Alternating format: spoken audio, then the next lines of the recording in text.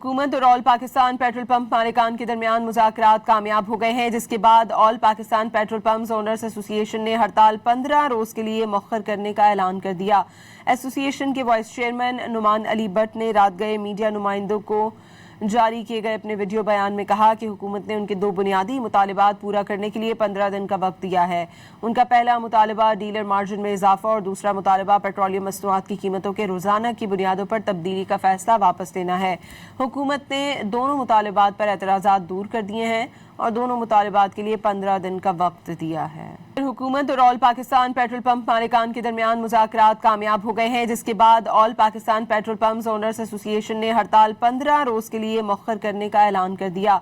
Association के vice chairman Numan Ali Bhatt ने रात गए मीडिया नुमाइंदों को जारी किए गए अपने वीडियो बयान में कहा कि हुकूमत ने उनके दो बुनियादी मुतालिबात पूरा करने के लिए 15 दिन का वक्त दिया है। उनका पहला मुतालिबा डीलर मार्जिन में इजाफा और दूसरा मुतालिबा पेट्रोलियम मसनूआत की कीमतों के रोजाना की बुनियादों पर तब्दीली का फैसला वापस लेना है। हुकूमत ने दोनों मुतालिबात पर एतराज़ात दूर कर दिए हैं और दोनों मुतालिबात के लिए 15 दिन का वक्त दिया है।